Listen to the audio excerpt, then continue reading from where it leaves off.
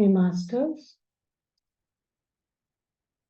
सारे ध्यानार्थियों का स्वागत है अपने इस ग्लोबल पिरामिड मेडिटेशन में। अभी हम कोई टॉपिक लेके थोड़ा थोड़ा डिस्कस करते हैं, थोड़ा उसके बारे में ध्यान में जाते हैं। कल हमने बहुत अच्छा एक और ये किया था एक्टिविटी, तो उससे रिजल्ट पॉजिटिव ही आया। तो आप डेली 2 मिनट भी करके भी उसको आप ध्यान में बैठ जाया करें, तो उससे क्या है, उसका रिजल्ट आपको जब वो जो आपको ज्यादा टाइम तक आप ध्यान कर सकते हैं, उसको आपको जीरो थॉट में जाने में भी हेल्प करेगा। तो उस चीज को अडॉप्ट करना बहुत अच्छा है। तो आज मैंने बोला था हु एम आई के बारे में बताएंगे। ये हु एम आई मतलब मैं कौन हूँ, मैं कौन नान यार हूँ। ऐसे हर लैंग्वेज में ये प्रश्न उठता है, मैं कौन हूँ। कोई इंसान को ना बचपन से ही दिमाग में आना लगता है, मैं कौन हूँ, मैंने क्या क्यों जन्म लिया, मेरा जन्म लेने का उद्देश्य क्या है। इस टाइप का प्रश्न प्रश्न आता रहता है। तो कोई कोई को मृत्यु तक इस टाइप का प्रश्न ही नहीं आएगा। तो मैं कौन हूँ तो आप कैसे समझेंगे उस चीज, ये जो शरीर है ये मैं हूँ? नो, वो नहीं हूँ मैं। लेकिन हम अजागरूक ही क्या समझते, इस शरीर को ही मैं समझ बैठते। तो ये जो नाम दिया गया, इस शरीर को दिया गया नाम। नहीं तो आप सोचिए, नाम नहीं देते तो एक दूसरे को कैसे पहचान पाते। एक ही तरह का दो नाम भी होते हैं तो उस गांव वाला, उस सिटी वाला या सरनेम को करके हम उसको डिस्टिंग्विश समझने लगते हैं, अलग करके। तो ऐसे बोलेंगे, अभी मेरा ही एग्जांपल लेंगे तो मेरा नाम उमा है। तो पेरेंट्स तो कभी कभी कुंडली निकाल के नाम रखवाते हैं, जो भी उनके श्रद्धा है। तो वो नाम रखने से क्या हो गया, इस शरीर को एक टैग, कोई भी हम दुकान में जाते हैं तो उसके ऊपर टैग लिखा रहता है ना, इसका उसका साइज क्या है, उसका कौन सा फैब्रिक से बना है, कपड़े का बोला जाए तो इसका कॉस्ट क्या है, उस टाइप को। तो उसके ऊपर वो हो गया उस साइज का वो टैग। हमारे इस बॉडी का जो स्ट्रक्चर है, इसको कैसे हम तो ये करके तो नहीं बुला सकते ना, बी करके नहीं बुला सकते। ये भी करेंगे तो आइडेंटिफाई हो जाता है। वो तो आ जाओ तुम आओ, कितने दिन तक बुलाएंगे। बच्चों को नामकरण संस्कार इसीलिए कराया गया। पहले जमाने में ये सब चीजों को बहुत मायने थे, इन्हीं चीजों को लेके चलते थे। तो धीरे धीरे हम उसको रीजन, उसका मीनिंग को देखते देखते उसका का मतलब क्या है वो करने का, से करते करते लुप्त होते भी जा रहे हैं कुछ कुछ चीजें। वो नामकरण विधि जब बच्चा जन्म लेने के तक, वो तो एक आत्मा है, वो भी नहीं पता हमें।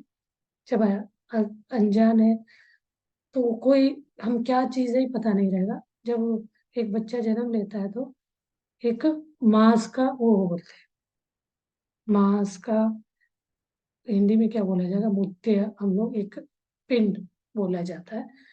तो वो बच्चे कितना सॉफ्ट रहता है, पूरा ब्लड लगा रहता है, धीरे धीरे उस पे वो एक खिलता हुआ, जैसे कमल फूल खिलता है वैसे उसके इतना स्मूथ होते जाता है, पूरा एनवायरनमेंट के साथ वो सेट होता जाता है। तो उसको तो शुरू में तो 1 हफ्ते 10 दिन तक उसके साथ ऐसे ही बातचीत मतलब खेलना वगैरह करते हैं।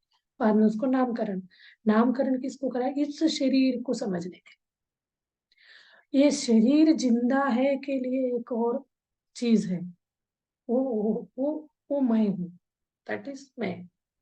उसको कहते हैं आई एम वो।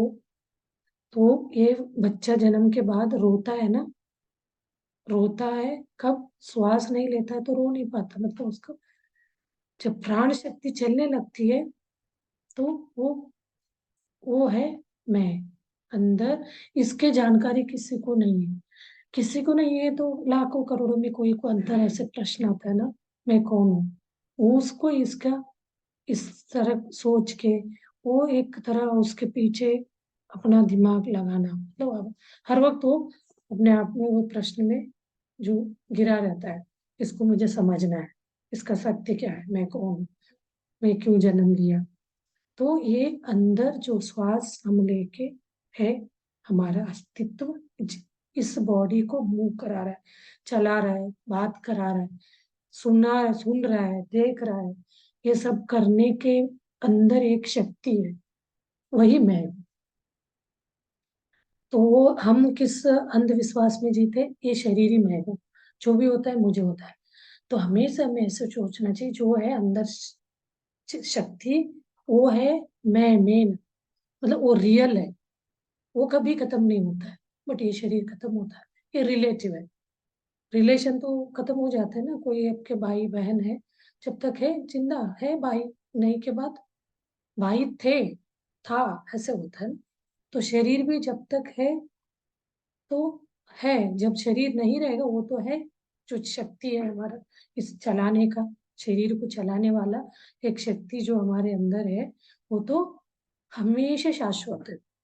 अमर अजर, अजरामर, मतलब वो कभी, अमूर्त भी बोलते हैं कभी, नहीं, ना ही वो मरता है, ना ही वो जलता है। ये सब चीज तो हर इसमें, हर रिलीजन में सुना है।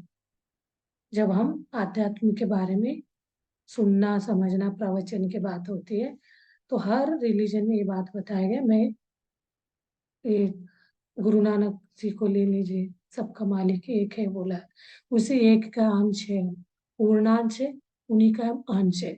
इसको और हम डिस्क्राइब करें तो, एक पेड़ में पत्ती एक है, एक पत्ती नीचे गिर गया तो ये तो नहीं उस पेड़ का नहीं, ये नहीं बोल सकते ना, वो पत्ती जो है उस पेड़ का ही है।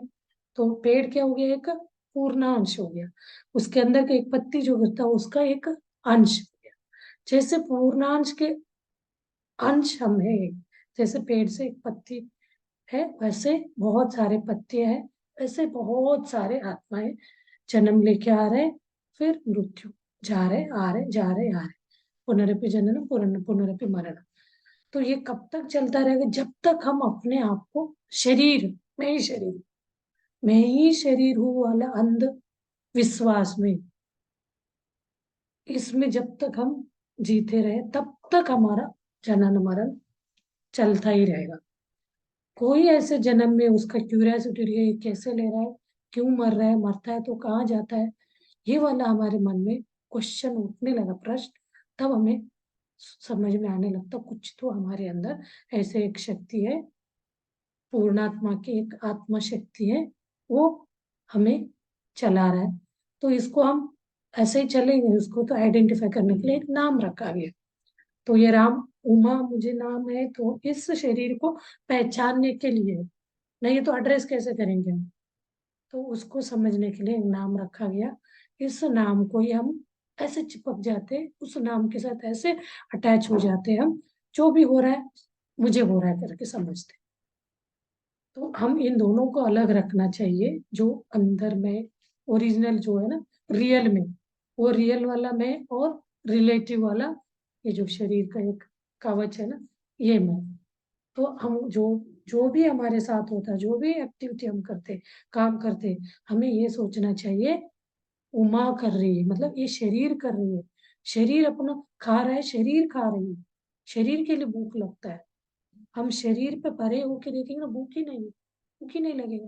वो चैतन्य शक्ति को तो श्वास लेना है, उसके लिए वो है, हाँ फूड है।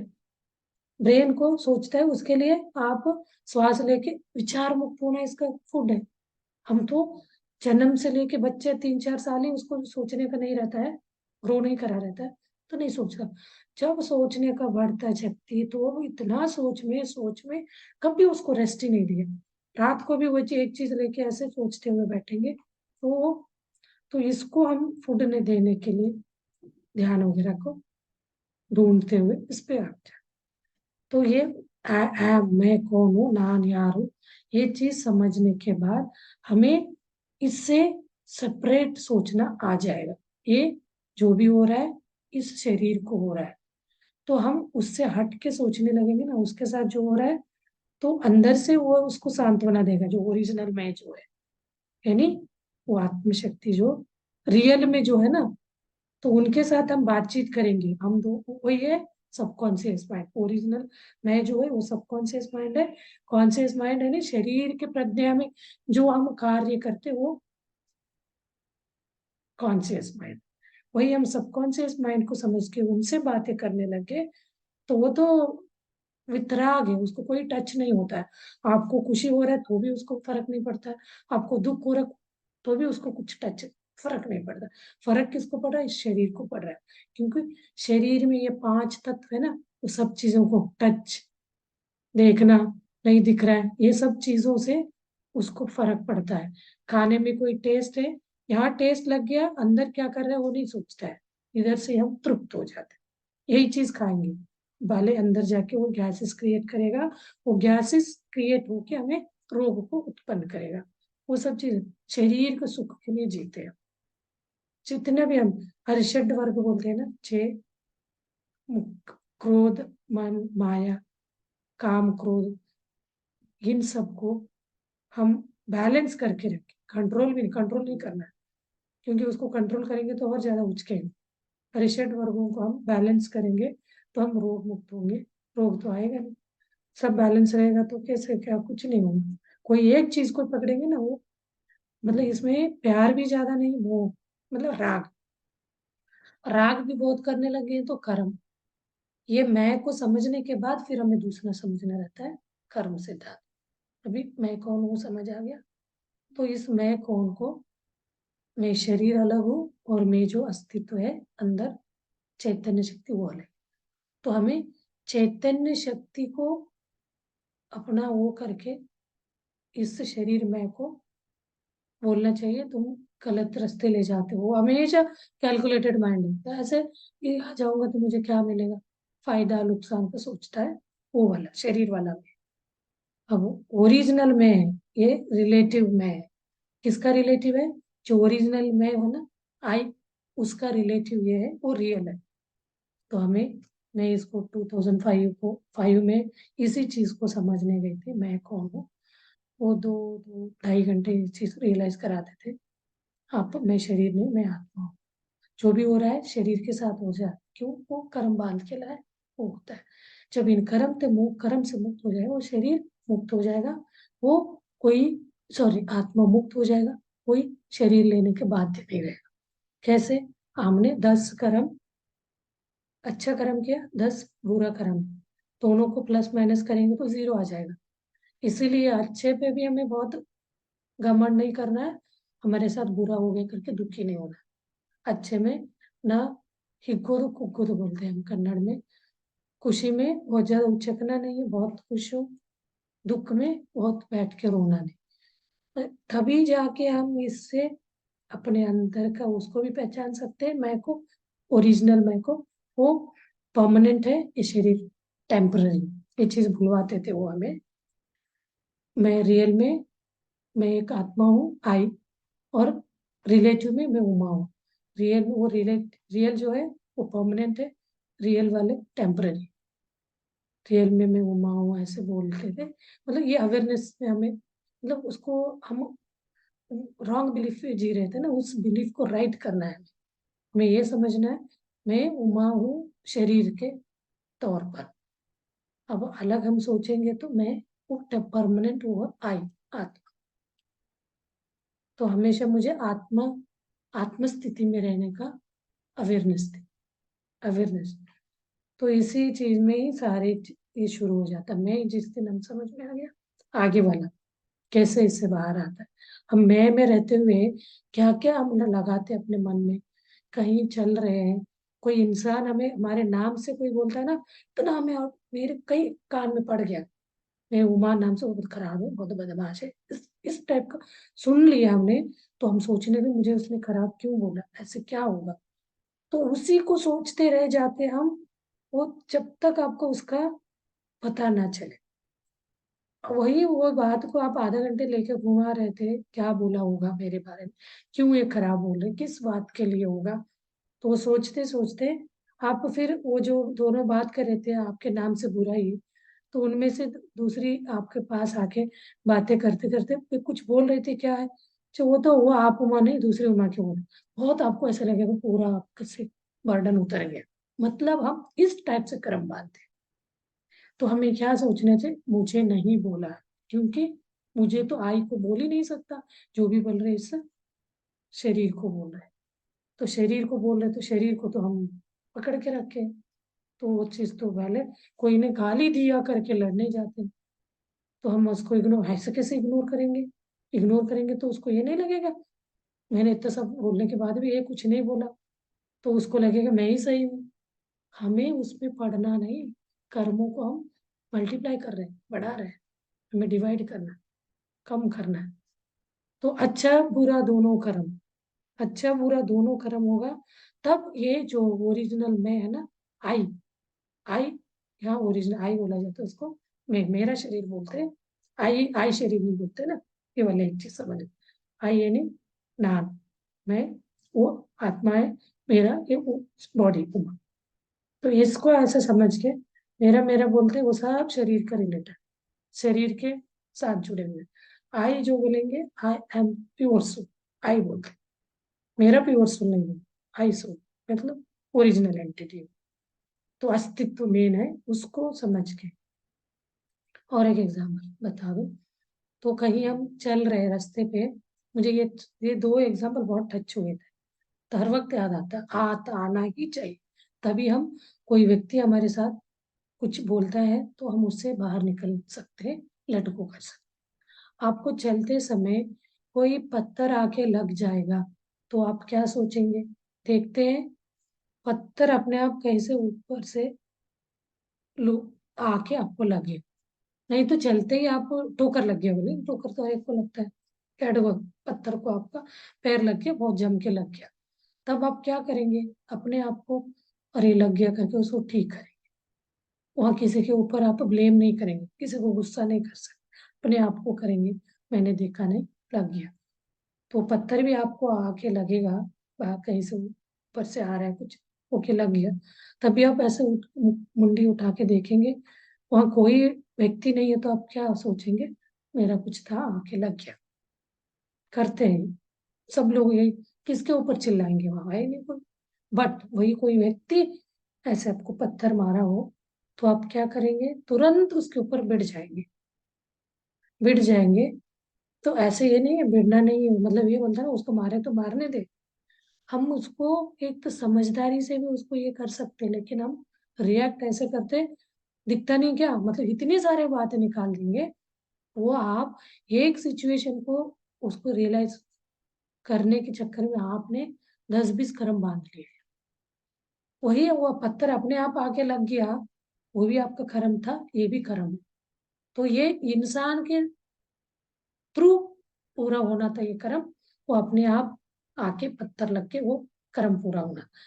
तो कभी आपने उसको पत्थर मारा होगा कोई लाइफ में, आपको वो लगाया, अभी लगाया, लेकिन वो भी थोड़ा इस टाइप का सोच का है, तो अरे लग गया, आपको क्या था प्रॉब्लम, अच्छा हम एक नॉर्मल वे में बात करके उसको सोल्यूशन निकालेंगे, तो वो सामने वाले को, वो आप गुस्से से बोलेंगे तो वो भी गुस्से से बोलेगा। तो ये सब चीज बढ़ के, हम ऐसे करते हुए हमारा कर्म को, सिद्धांत ये होता है, इसको बढ़ाते जाएंगे, जितना हम उलझन क्रिएट करेंगे उतना हम इस जनन मरण के चक्र में फंसते जाएंगे। उससे बाहर आने का इंटेंशन हमारा होना चाहिए, तब हम इसको बहुत प्यार से, बहुत प्यार से घाटों को निकालना बोला जाता है। तो अब घाट दोनों, दो व्यक्ति के बीच अनुबंध है, कुछ कॉन्फ्लिक्ट है, लड़ाई झगड़े का, तो हम घाट को कैसे निकालते? कितने प्यार से, फटे नहीं, ऐसे करके आराम से निकालते ना, ऐसे निकालना चाहिए। तो हमें लगता है हम, वो इतना हमें गुस्से से बोल रहा है, हम ऐसे बोलेंगे तो वो क्या सोचेगा हमारे बारे में, तो उसको तो और ज्यादा बढ़ावा मिलेगा और करेगा वो। तो उसको रियलाइज में कराने के, प्यार से करेंगे तो वो समझ भी सकते हैं, नहीं है तो उस समय ही छोड़ दो उसको, गुस्से के टाइम करेंगे ना, गुस्सा आप बड़े करेंगे वो बढ़ता जाएगा, तो उसको टाइम दे, 5 मिनट 2 मिनट की बात करेंगे, उसका सोच चेंज हुआ रहेगा। तो ये सारे हम उसके हित के लिए नहीं कर रहे, हमारे हित के लिए कर रहे हैं, ये हमेशा हमें याद रहना चाहिए, हम क्या कर रहे हैं, कैसे करें, उसका हमारे लिए क्या फायदा है। चलिए अभी हम में ध्यान करते, अब कल वाला ही करिए, थोड़ा सा करके ध्यान में बैठते हैं। तो ये करिए, जब तक आपको इसका रूटीन बहुत अच्छे से बैठते ही ध्यान नहीं लगे, तब तक करिए, डेली जब भी ध्यान में बैठे, तो ये करिए, इसको हिलाना है, हिलाने से यहाँ एनर्जी आता है। 1-2 मिनट करें, हिलाते जाइए। अपना हाथ को सीधा करिए, आपका ध्यान इन हथेली पे होना चाहिए। हथेली के अंदर जो भी वाइब्रेशन हो रहा है, स्थूल सूक्ष्म, उस पे आपका ध्यान होना चाहिए। उसको देखते हुए धीरे से अपना यहाँ पे रखिए, तो इसको नीचे की तरफ रूट चक्र तक, बेस चक्र तक ले जाइए। फिर ये वाला, तो इसको नीचे मतलब अल्टरनेट इसको लेते आइए, धीरे से, टच ना हो, गैप में थोड़ा सा, जैसे हम स्टैटिक वगैरह चेक करते हैं ना वैसे। तो वही स्टैटिक यहाँ वो फ्रिक्शन से बड़ा रहेगा, तो वाइब्रेशन आएगा।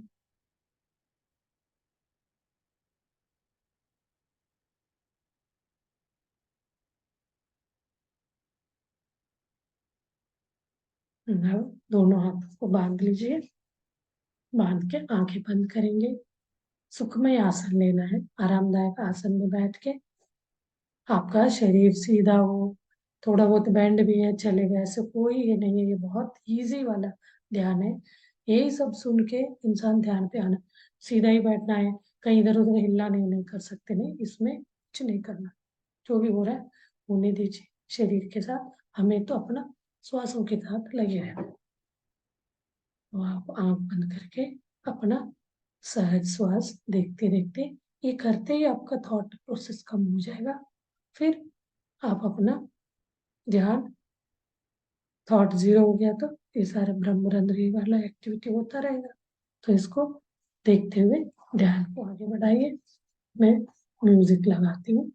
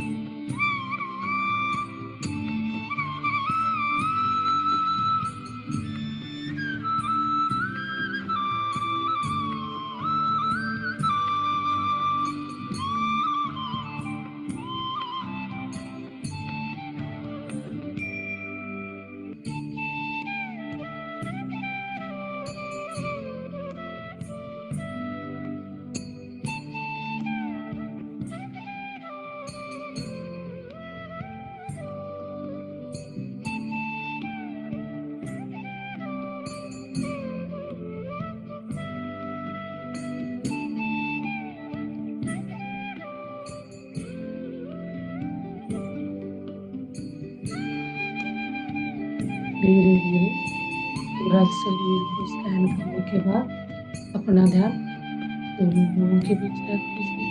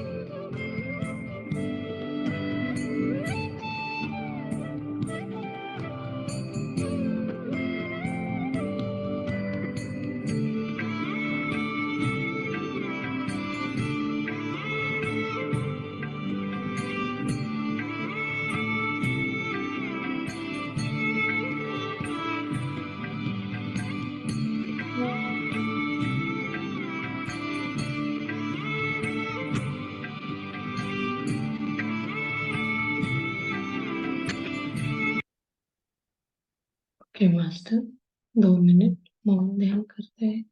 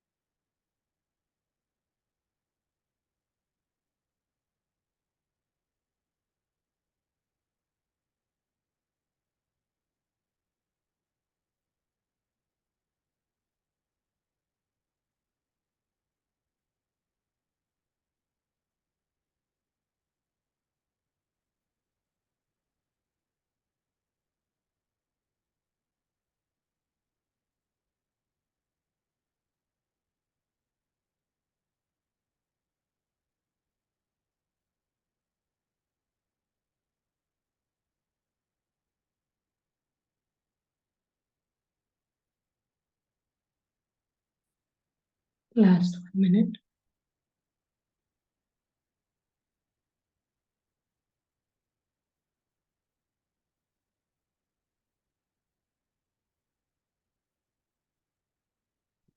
धीरे धीरे अपने देह प्रज्ञा में आ जाइए।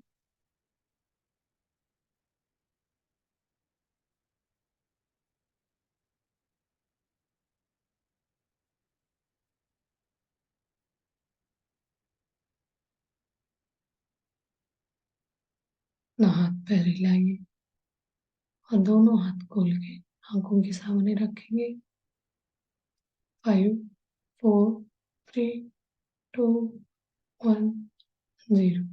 धीरे से हाथ सामने लाते हुए आंखें खोलेंगे और धन्यवाद व्यक्त करेंगे। तालियों के साथ हम ग्रेटिट्यूड व्यक्त करते हैं अपने शरीर के अंगांगों के प्रति, अपनी माता पिता के प्रति और अपना गुरु के प्रति।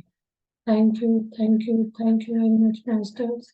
सो पॉजिटिव अफर्मेशन ध्यान के बाद जितना आप बोलेंगे उस समय एनर्जी रहता है, तो चीज पॉजिटिव अफर्मेशन करने से वो मैनिफेस्ट हो जाता है मास्टर्स।